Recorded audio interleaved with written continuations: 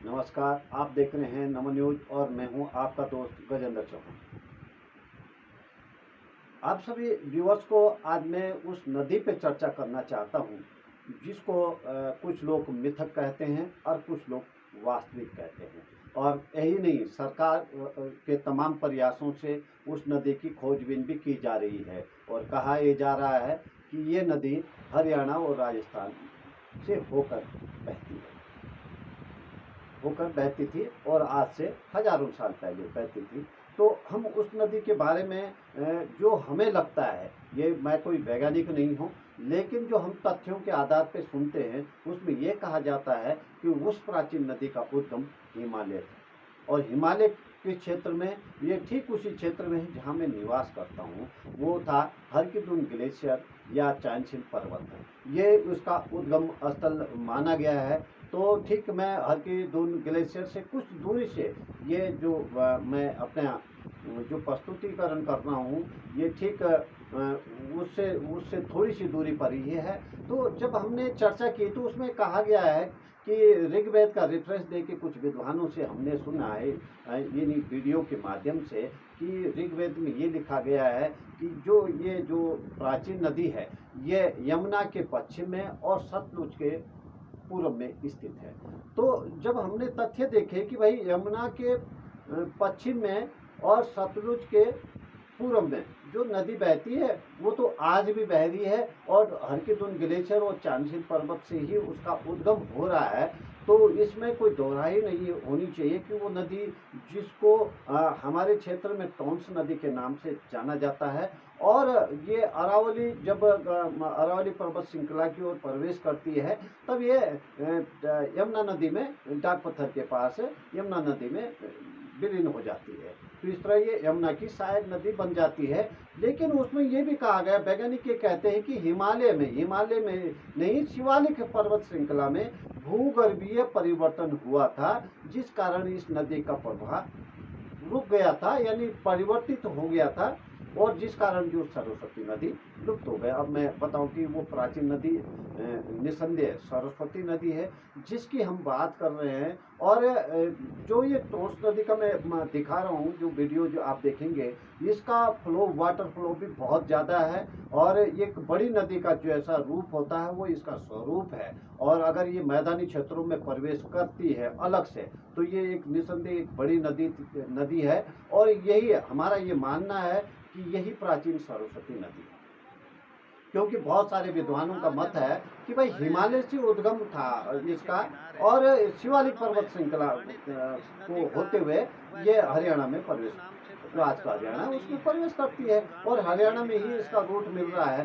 तो हम ये कहना चाहेंगे, जो हमारे वैज्ञानिक समुदाय है जो इस पर रिसर्च करती है, वो ये कदम इस तरफ भी बढ़ाइए, क्योंकि जब जिक्र हिमालय में ना कोई ग्लेशियर सूखा है, ये कम होते जा रहे हैं ग्लेशियर, लेकिन ऐसा नहीं कि नदी का उद्गम ही बंद हो जाए। क्योंकि हिमालय में जहाँ ग्लेशियर नहीं है, मैं ये जहाँ पे बैठा हूँ यहाँ भी दो नदियाँ बहती हैं कि किसी ग्लेशियर से नहीं निकलती, ये नेचुरल प्राकृतिक स्रोतों से थोड़ा होके इकट्ठा होकर ये नदी निकलती है।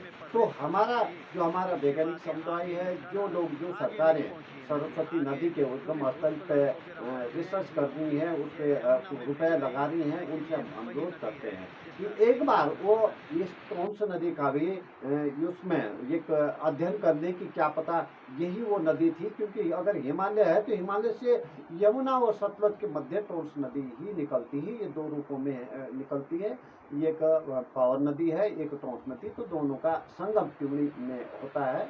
ये जो प्रसिद्ध अनोल मंदिर है विश्व प्रसिद्ध, उससे थोड़ी ही दूरी पर त्रिवेणी है, वहाँ पे इनका संगम होता है। तो ये हमारा अपना मानना है, हमारी अपनी रिसर्च है कि यही वो नदी हो सकती है जिसका हमारे पुराणों में जिक्र है। और ये बहुत सारा जो खर्चा सरकारें कर रही हैं सरस्वती नदी का उद्गम स्थल ढूंढने में या उसकी खोज कर रही हैं, उसके सबूत भी मिल रहे हैं। राजस्थान में भी मीठा पानी मिल रहा है, हरियाणा में उसका रास्ता मिल रहा है। ये वैज्ञानिक ये दावा कर रहे हैं कि ये हरियाणा और राजस्थान से होकर गुजरती थी। तो हमारा ये अनुरोध है कि एक बार उत्तराखंड के उत्तरकाशी जनपद के जो मौरी तहसील है उसके अंतर्गत और हिमाचल का जो इससे लगता हुआ क्षेत्र है, इनका अध्ययन भी किया जाए, इसके पानी के सैंपलों का उससे मैच किया जाए कि क्या यही वो नदी थी, ये जो पहले सरस्वती के रूप में प्रवाहित होती थी और बाद में भूगर्भीय परिवर्तनों की वजह से ये यमुना में जा मिली, यानी इसका संगम यमुना के साथ हो गया और यमुना की सहायक नदी बनी। तो इस पे पूरा अध्ययन होना चाहिए, क्योंकि ये शिवालिक पर्वत श्रृंखला को से होके गुजरती है जब ये हिमालय से नीचे उतरती है। तो इस बारे में हमारा ये कहना है कि सरस्वती नदी ऐसे ही कोई नदी लुप्त नहीं हो जाती, विशेषकर मैदानों में तो लुप्त हो जाती है। जैसे आजकल हम तमाम नदियां हैं, यमुना जी दिल्ली जाते जाते गायब हो जाती है, हिंडन नदी बिल्कुल उसमें जो कहते हैं एक जो नाला है उसमें तब्दील हो गई है। तो इस तरह की तमाम नदियों की हमने दुर्दशा कर दी है। लेकिन एक प्राचीन नदी जो एक स्रोत से, जिसका उद्गम स्थल कहीं पे बताया गया है, उद्गम स्थल से जब नदी हिमालय के उद्गम से निकलेगी तो वो जरूर प्रभावित होगी, और ये हो सकता है मैदानी क्षेत्रों में लुप्त हो जाएगा। पानी का दोहन करेंगे तो हो सकता है लुप्त हो जाए, लेकिन ऐसा नहीं कि इतनी बड़ी नदी ग्लेशियर से निकलने वाली नदी पूरी तरह से लुप्त हो जाए। तो हमारा वैज्ञानिक समुदाय से जो भूगर्भ वैज्ञानिक है, तमाम तरह के जो रिसर्चर इस विषय में काम कर रहे हैं, उनसे अनुरोध है कि एक बार वो ये जो हरकिदुन घाटी है, ये या चांसिल पर्वत से निकलने वाली जलधाराएं हैं, इनका अध्ययन, या केदारकांठा से निकलने वाली केदार गंगा है, इन सब का अध्ययन करके एक बार ये देख सकते हैं कि भाई क्या यही सरस्वती नदी है। तो आज के लिए इतना ही। आगे जो भी हम पे कोई इस संबंध में जानकारी होंगे आपके साथ शेयर करेंगे। और ये हमारा हम लास्ट में ये बता देना चाहते हैं कि मैं ये कोई दावा नहीं कर रहा हूँ कि ये सरस्वती नदी है, लेकिन मेरा ये मानना है कि इस पर रिसर्च होना चाहिए। तो कोई उसको इस दावे के साथ ना ले कि मैंने दावा कर दिया है कि ये सरस्वती नदी है, लेकिन हमें लगता है कि ये यही जो ये टोंस नदी है, यही वो पवित्र नदी है जो आगे जाके सरस्वती नदी बनती थी, और या यही वो नदी है जो सरस्वती थी, लेकिन भूगर्भीय परिवर्तनों की वजह से ये यमुना में इसका संगम हुआ, इस वजह से ये आगे ये लुप्त हो गई। तो आज के लिए इतना ही। आप नमो न्यूज के साथ बने रहिए। नमो नारायण।